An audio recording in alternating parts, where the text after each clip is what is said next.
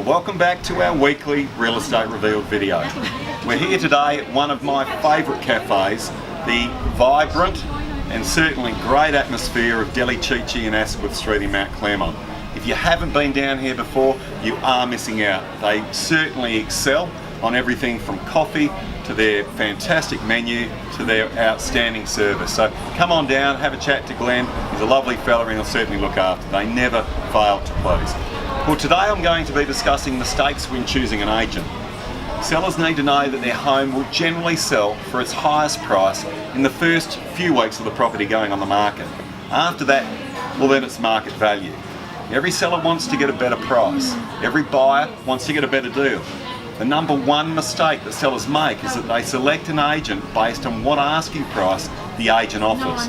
It's certainly not the agent that will determine your price or you, the seller. It's the market that will determine the value. So your strategy your agent offers is critical to your end result. The problem is agents who need listings can be desperate, so they can often be induced to save at that high price just to get the listing. If you're a seller, you want to believe it, because we all want to get more, don't we? The problem we all have is as sellers that we think our home is worth more. If a property is listed with too high an asking price, it would later require successive price reductions to secure a sale. It's what we term in the industry as chasing the market down. Ultimately, it's going to sell for market value, or maybe even less because it's been on the market for too long, or as we say, the property has gone stale. So the greatest challenge for real estate agents is to tell you the truth, but still get your business.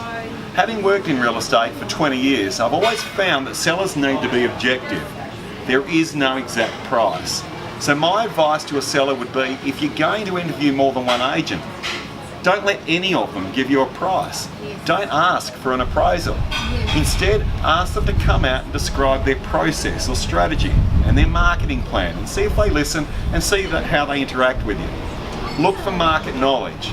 Do they really know the market and do they know the process of selling real estate? Look out for the agent who's best able to describe their entire process from the management of the marketing all the way through to the dollars in the bank for you. Choose your agent based on how competent they are, and trust should be right up there. Liking the real estate agent you choose is important, but there are a lot of people who are likeable but not competent. Some of the most competent people in any profession aren't always likeable. It's nice to get somebody who's competent and who you have rapport with, but don't be fooled by the agent just being likeable. I think the one characteristic they should have is trust.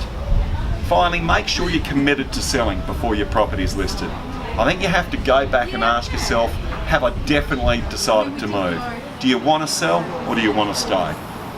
If you're in touch with your motivations for moving, then it's a lot easier to let go. As an owner, you have to realise it goes from a home to a house. It's just a commodity. My name's Cam Gregg from One Agency West Coast, and that's today's Real Estate Revealed.